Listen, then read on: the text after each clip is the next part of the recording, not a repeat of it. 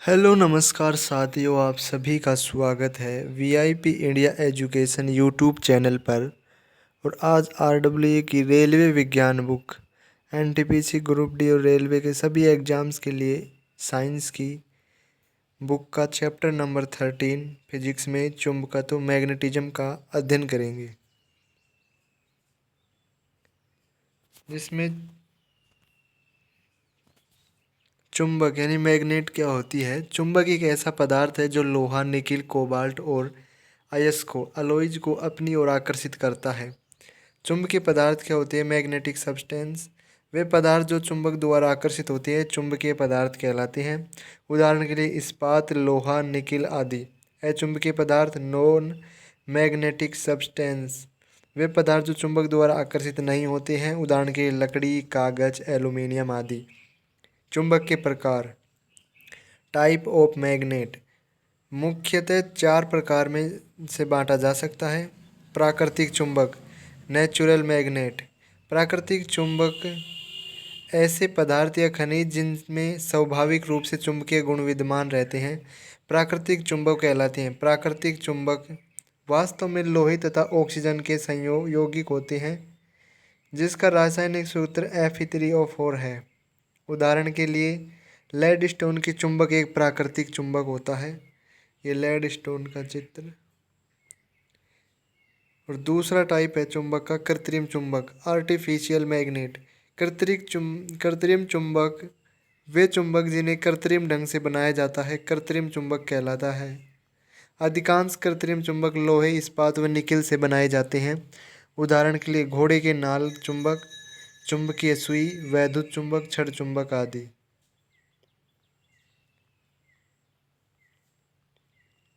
तीसरा प्रकार है विद्युत चुंबक, इलेक्ट्रोमैग्नेट। जब किसी लोहे चुंबकीय पदार्थ के चारों ओर तांबे के तार को लपेटकर उसमें विद्युत धारा प्रवाहित की जाती है तो एक शक्तिशाली चुंबक की तरह व्यवहार करने लगता है। इस प्रकार के चुंबक को वैद्युत चुंबक, इलेक्ट्रोमैग्नेट कहते हैं। और चौथा प्रकार है पृथ्वी का चुंबकत्व। पृथ्वी का चुंबकीय क्षेत्र मुख्य रूप से इसके कोर में प्रवाहित होने वाली धाराओं के कारण उत्पन्न होता है, जिसका कारण है पृथ्वी के अंतःकोर में पिघली हुई धातुओं में निकिल और आयरन का प्रवाह, ग्रहों की गति और सूर्य से आने वाले आवेशित कणों का प्रभाव। पृथ्वी के घूर्णन भी चुंबकीय क्षेत्र उत्पन्न करने में सहायक है। अब तक आप चुंबक के चारों प्रकार अच्छे समझ चुके होंगे। उपरोक्त प्रकारों में से विद्युत चुंबक को विस्तार से समझेंगे उससे पहले महत्वपूर्ण परिभाषा जो सभी प्रकार के चुंबकों के लिए समान है को पढ़ेंगे। चुंबक से संबंधित महत्वपूर्ण परिभाषाएं हैं। चुंबकीय क्षेत्र, मैग्नेटिक फील्ड। चुंबक के चारों ओर का वह क्षेत्र जिसमें चुंबक के प्रभाव का अनुभव किया जा सके चुंबकीय क्षेत्र कहलाता है। और चुंबकीय क्षेत्र एक सदिश राशि है जिसमें परिमाण व दिशा दोनों होते हैं। इसका ऐसा ही मात्रक टेस्ला होता है, जिसे अमेरिकन इंजीनियर निकोला टेस्ला के नाम पर रखा गया। चुंबकीय क्षेत्र का छोटा मात्रक गॉस होता है या एक टेस्ला बराबर होता है 1 न्यूटन पर एम्पियर इंटू मीटर बराबर किलो इंटू ग्राम पर एम्पियर इंटू में सेकंड स्क्वायर। 1 टेस्ला बराबर 10⁴ गॉस। चुंबकीय क्षेत्र रेखाएं, मैग्नेटिक फील्ड लाइंस। चुंबकीय क्षेत्र रेखाएं वे काल्पनिक रेखाएं होती है जो चुंबकीय क्षेत्र की दिशा और प्रभाव को प्रदर्शित करती है। ये रेखाएं चुंबकीय के उत्तरी ध्रुव से निकलकर दक्षिणी ध्रुव में प्रवेश करती है। चुंबक के अंदर दक्षिण से उत्तर की ओर चलती है। बाहर तो चलती है, उत्तर से दक्षिण की तरफ प्रवेश करती है और चुंबक के अंदर होती है जो दक्षिण से उत्तर की ओर चलती है। महत्वपूर्ण तथ्य, चुंबकीय क्षेत्र रेखाएं कभी भी एक दूसरे को नहीं काटती है। चुंबकीय क्षेत्र की सघनता अधिक होगी, चुंबकीय बल उतना ही अधिक होगा। चुंबकीय क्षेत्र रेखाएं चुंबक के बाहर उत्तरी ध्रुव से दक्षिणी ध्रुव की ओर तथा चुंबक के अंदर दक्षिण से उत्तर की ओर होती है। समांतर एवं समान रूप से वितरित रेखाएं एक समान चुंबकीय क्षेत्र को दर्शाती है। पृथ्वी का चुंबकीय क्षेत्र भी चुंबक रेखाओं के अनुसार व्यवस्थित होता है। यदि किसी बिंदु पर चुंबकीय क्षेत्र रेखाएं एक दूसरे को काटेगी तो इस बिंदु पर चुंबकीय क्षेत्र की दो भिन्न दिशाएं होगी, जो कि संभव नहीं है। इस चित्र से आप देख सकते हो। नॉर्थ से साउथ में जाती है और अंदर है जो साउथ से नॉर्थ में जाती है। चुंबकीय फ्लक्स, मैग्नेटिक फ्लक्स। चुंबकीय फ्लक्स किसी सतह से गुजरने वाली चुंबकीय क्षेत्र रेखाओं की कुल संख्या को दर्शाता है। यह चुंबकीय क्षेत्र की तीव्रता और सतह के क्षेत्र के गुणनफल के बराबर होता है। मैग्नेटिक फ्लक्स बराबर होता है B dot A into cos of theta.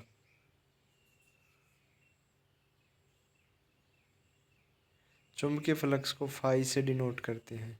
Phi बराबर क्या है? चुंबकीय फ्लक्स। जो फाई है इसके अंदर चित्र नहीं दिख रहा, फाई कैसा होता है। बी है जो चुंबकीय क्षेत्र की तीव्रता है और ए सतह का क्षेत्रफल है।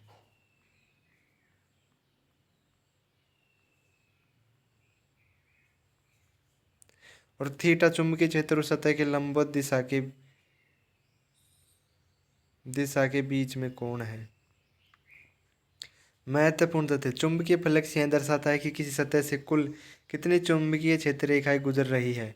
यदि चुंबकीय क्षेत्र रेखाएं सतह के लंबवत हो तो चुंबकीय फ्लक्स अधिकतम होगा। यदि चुंबकीय क्षेत्र रेखाएं सतह के समांतर हो तो चुंबकीय फ्लक्स शून्य होगा।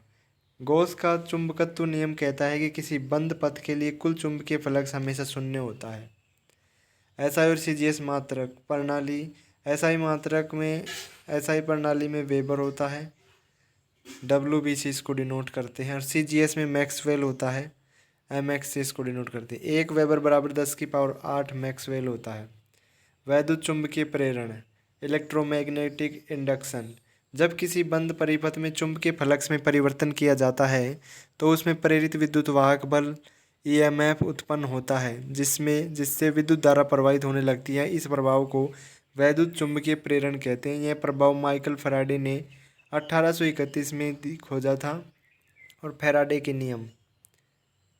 Faraday's law of electromagnetic induction. यदि किसी बंद चालक लूप से गुजरने वाला चुंबकीय फ्लक्स समय के साथ परिवर्तित होता है तो उस लूप में एक प्रेरित विद्युत वाहक बल उत्पन्न होता है। अर्थ यह है कि यदि कोई चालक किसी बदलते चुंबकीय क्षेत्र में रखा जाए तो उससे चुंबकीय क्षेत्र में गति कराई जाए तो उससे प्रेरित विद्युत वाहक बल उत्पन्न होता है।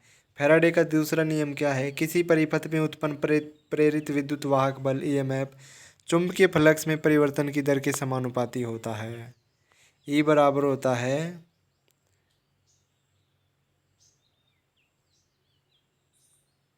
डी फाई अपॉन में डी टी। ये समानुपाती है, समानुपाती चिन्ह उठाएंगे तो यहाँ कांस्टेंट आ जाएगा। जहाँ ई क्या है? इंडक्शन ईएमएफ से प्रेरित विद्युत वाहक बल है। D phi upon d t चुंबकीय फ्लक्स में परिवर्तन की दर है। और इन नकारात्मक चिन्ह लेंज के नियम के कारण होता है। ये डब्बा सा बन रहा है, ये साइन माइनस का साइन है, ये जो बताता है कि प्रेरित धारा हमेशा फ्लक्स परिवर्तन के विरोध में कार्य करती है। भंवर धाराएं, एडी करंट्स। जब किसी चालक को परिवर्तनशील चुंबकीय क्षेत्र में रखा जाता है तो उसमें वर्ताकार मार्ग में धाराएं प्रवाहित होने लगती है। इन वर्ताकार धाराओं को भंवर धाराएं कहते हैं। ये धाराएं फैराडे के विद्युत चुंबकीय प्रेरण नियम के अनुसार उत्पन्न होती है और लेंज के नियम के अनुसार चुंबकीय फ्लक्स परिवर्तन का विरोध करती हैं। भंवर धाराओं के अनुप्रयोग, एप्लीकेशंस ऑफ एडी करंट्स। अनुप्रयोग है विद्युत चुंबकीय ब्रेक में इनका उपयोग कैसे होता है? रेलगाड़ी और ट्रेनों में अचानक ब्रेक लगाने के लिए भंवर धाराओं का उपयोग किया जाता है। ऊष्मा उत्पादन में इंडक्शन कुकर और धातु गलाने वाली भट्टियों में भंवर धारा द्वारा ऊष्मा उत्पन्न की जाती है। गैल्वेनोमीटर डंपिंग में गैल्वेनोमीटर की सुई को तेजी से स्थिर करने के लिए भंवर धाराएं उत्पन्न की जाती है। मीटर में धातु की डिस्क के लिए ऊर्जा मीटर में घूमने वाली धातु की डिस्क में भंवर धाराओं का उपयोग किया जाता है। धातु का गैर विनाशकारी परीक्षण। धातु में दरारें और दोषों की पहचान के लिए भंवर धाराओं का उपयोग किया जाता है। हम विस्तार से विद्युत चुंबक को पढ़ेंगे। विद्युत चुंबक क्या है? इलेक्ट्रोमैग्नेट। विद्युत धारा का चुंबकीय प्रभाव। जब किसी चालक तार में विद्युत धारा प्रवाहित होती है तो उसके चारों ओर चुंबकीय क्षेत्र उत्पन्न हो जाता है। इस प्रभाव को विद्युत धारा का चुंबकीय प्रभाव कहते हैं तथा इस प्रकार बनी चुंबक विद्युत चुंबक कहलाती है। बायो-सावर्ट का नियम। बायो-सावर्ट का नियम एक गणितीय समीकरण है जो किसी चालक में प्रवाहित विद्युत धारा द्वारा उत्पन्न चुंबकीय क्षेत्र की गणना करने में सहायक होता है। यह नियम बताता है कि किसी छोटे चालकीय तत्व dl लंबाई के कारण किसी बिंदु पर उत्पन्न चुंबकीय क्षेत्र db उस चालकीय तत्व की लंबाई, उसमें प्रवाहित धारा और इस बिंदु की से दूरी पर निर्भर करता है। गणितीय सूत्र से देखते हैं। बाय-सॉर्ट के नियम के अनुसार चालक में प्रवाहित धारा I द्वारा उत्पन्न चुंबकीय क्षेत्र db निम्नलिखित समीकरण से दिया जाता है। db बराबर में m I dl अपॉन में r स्क्वायर होता है।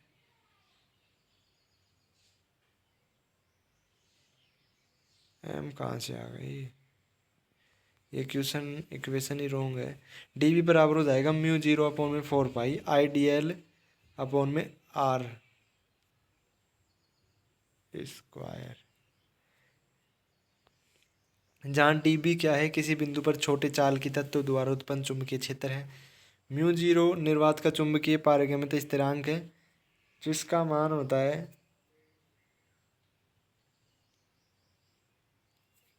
4 × 10⁻⁷ टेस्ला मीटर पर एम्पियर है। I चालक में प्रवाहित धारा है। dl चालक का छोटा तत्व यानी अल्पांश लंबाई का dl। r कैप चाल की तत्व बिंदु का एकक सदिश दिशा। r चाल की तत्व बिंदु के बीच की दूरी है।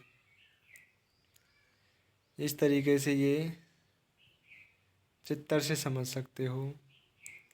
ये कोई l लंबाई का चालक तार है और ये dl लंबाई का एक इसका अल्पांश है और यहाँ x बिंदु पर कोई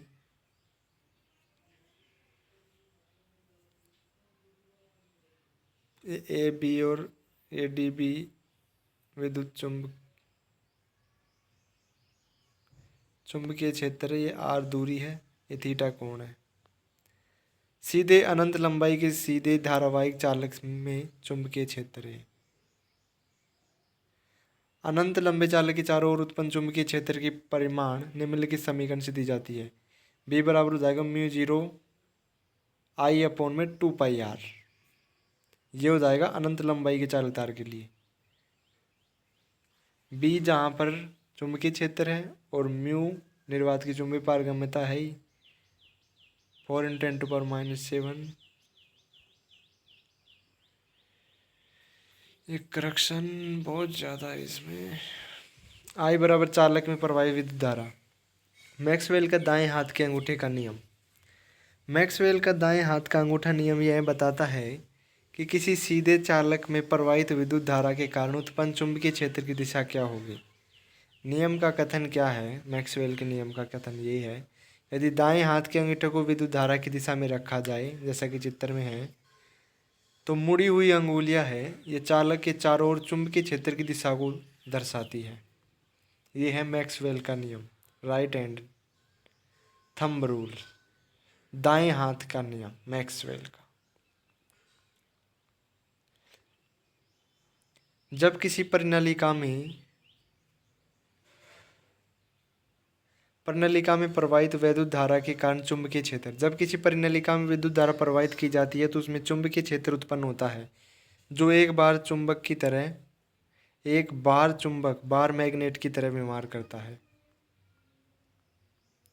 महत्वपूर्ण बिंदु क्या है? प्रणालिका क्या होती है? सोलेनोइड। यह एक लंबा कुंडल कोइल होता है जिसमें कुंडलियां पास पास लिपटी होती है और धारा प्रवाहित की जाती है। यह एक बार चुंबक की तरह कार्य करता है। चुंबकीय क्षेत्र की दिशा इसके दाएं हाथ के कुंडली नियम से ज्ञात की जाती है। कुंडली नियम से यदि दाएं हाथ की उंगलियां कुंडली की घुमाव की दिशा में हो तो अंगूठा प्रणालिका के अंदर चुंबकीय क्षेत्र की दिशा को दर्शाता है। और चुंबकीय क्षेत्र का स्वरूप कैसा होगा? प्रणालिका के अंदर चुंबकीय रेखाएं समांतर होती है, जिससे वहाँ चुंबकीय क्षेत्र समरूप यूनिफॉर्म होता है। बाहरी भाग में चुंबकीय क्षेत्र कमज़ोर होता है या एक बार चुंबक के समान होता है। चुंबकीय क्षेत्र की तीव्रता की बात करें, प्रणालिका के अंदर चुंबकीय क्षेत्र का जो परिमाण है वो b बराबर म्यू 0 N I होगा।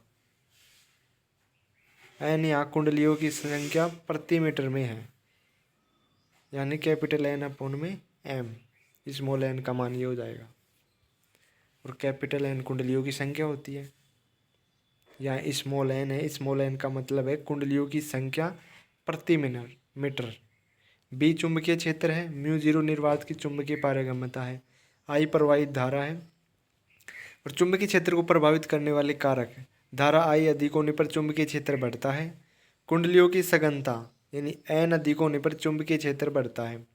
लोहे कोर डालने से चुंबकीय प्रभाव कई गुना बढ़ जाता है।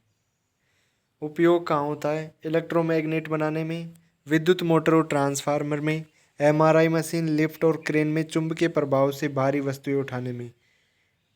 और प्रमुख बिंदु वन लाइनर फॉर एग्जाम, प्रणालिका एक बार चुंबक की तरह कार्य करती है। चुंबकीय क्षेत्र की दिशा दाएं हाथ के कुंडली नियम से निर्धारित होती है। चुंबकीय क्षेत्र प्रणालिका के अंदर समरूप होता है। इसे विद्युत चुंबक बनाने के प्रयोग में लिया जाता है।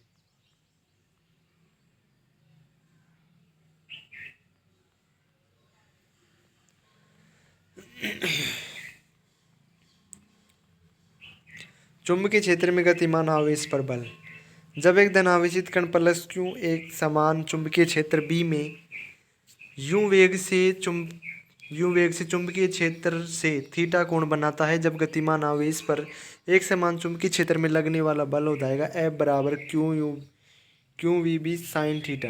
यहाँ वेग v से कर ले तो q v B sine theta हो जाएगा, जहाँ b चुंबकीय क्षेत्र q कणों पर आवेश और v या u जो होगा जो आवेशित कणों का वेग होगा, और थीटा चुंबकीय क्षेत्र तथा गति की दिशा के बीच का कोण होगा। एक समान चुंबकीय क्षेत्र में धारावाही चालक पर बल। जब कोई धारावाही चालक एक समान चुंबकीय क्षेत्र में रखा जाता है तो उस पर एक बल कार्य करता है। यह बल फ्लेमिंग के बाएं हाथ के नियम से ज्ञात किया जाता है और बल का सूत्र F बराबर B I l sine theta होगा।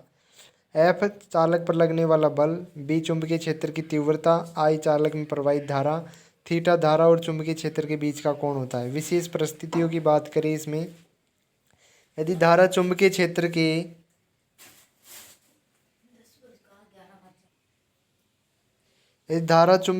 के समांतर यानी थीटा बराबर 0 डिग्री है तो साइन 0 का मान 0, इसलिए कोई बल नहीं लगेगा। यदि धारा चुंबकीय क्षेत्र में लंबवत यानी थीटा बराबर 90 डिग्री है तो साइन 90 का मान 1, इसलिए बल अधिकतम होगा।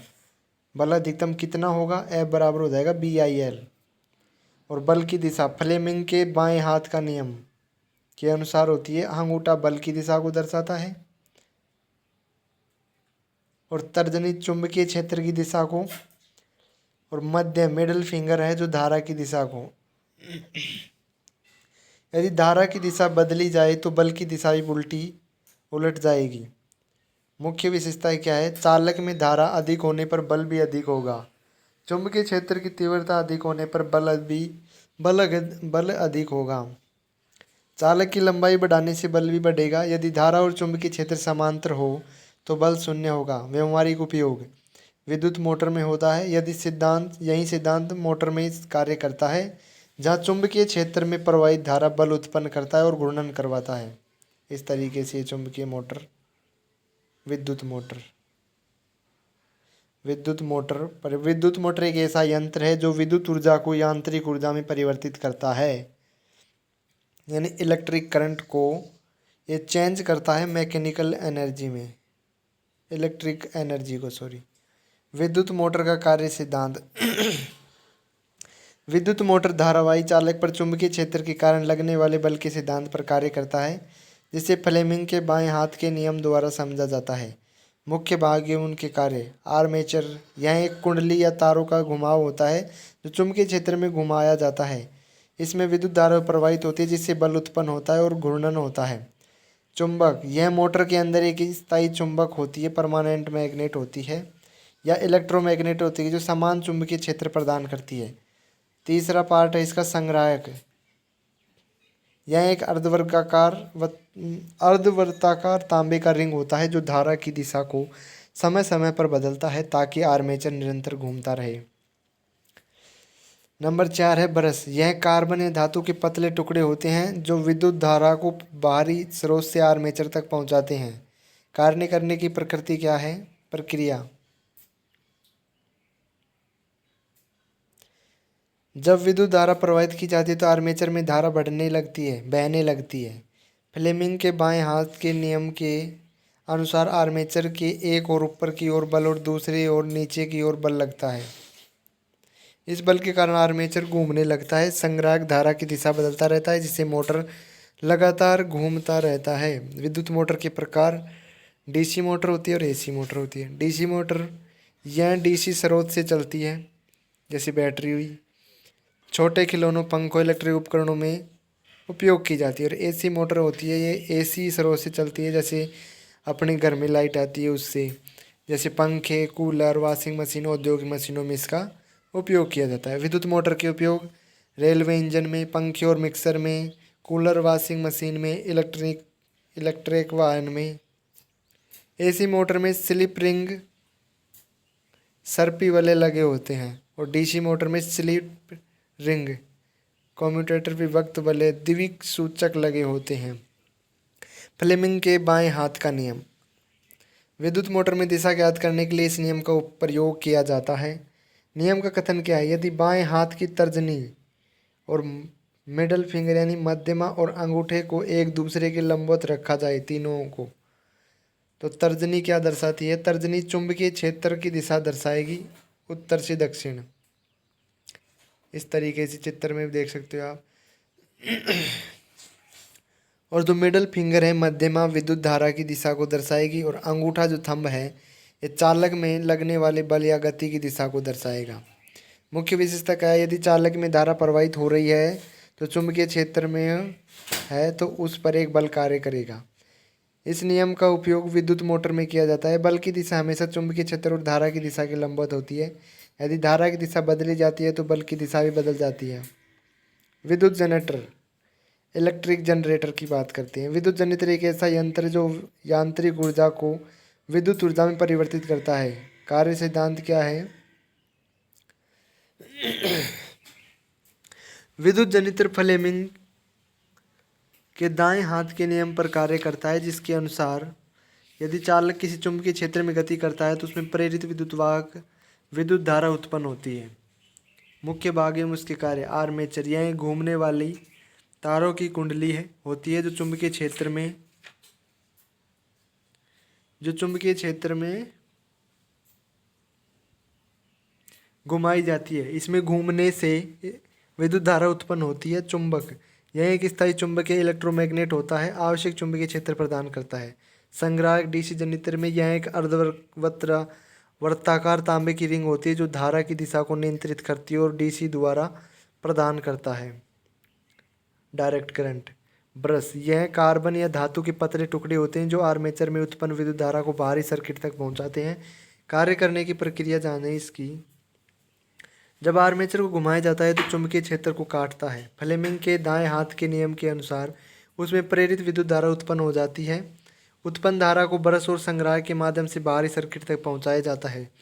यह जनरेटर एसी जनरेटर है जो धारा एसी होगी। यदि जनरेटर डीसी जनरेटर है तो संग्राहक डीसी धारा प्रदान करता है। विद्युत जनरेटर के उपयोग बिजली उत्पादन संयंत्र में यानी पावर स्टेशन में, रेलवे इंजन में, पवन ऊर्जा संयंत्र में, वाहनों के चार्जिंग सिस्टम में, घरेलू जनरेटर में। ट्रांसफार्मर की बात करते हैं, जिसका कार्य सिद्धांत क्या है? ट्रांसफार्मर फाराडे के विद्युत चुंबकीय प्रेरण के सिद्धांत पर फैराडे के कार्य करता है। इसमें एक ऐसी धारा प्रवाहित की जाती है जिससे एक कुंडली में प्रेरित धारा उत्पन्न होती है।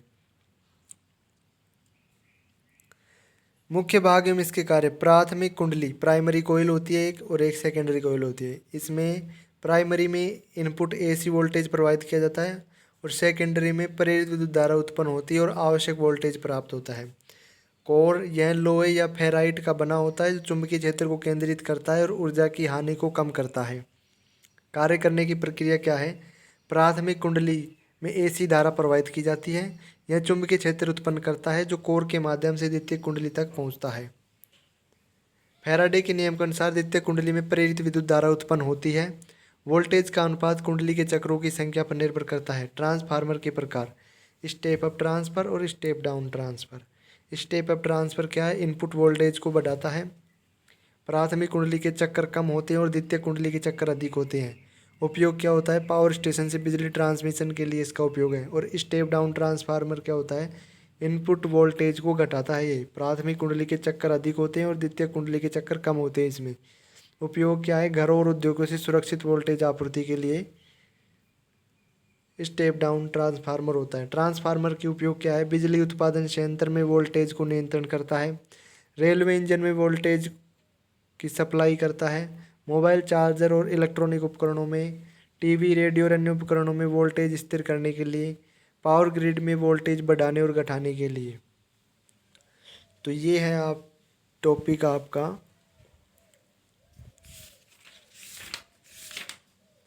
चुंबकत्व का ये थ्योरी पोर्शन, और इसके नेक्स्ट पार्ट में इसके क्वेश्चन करा दिए जाएंगे।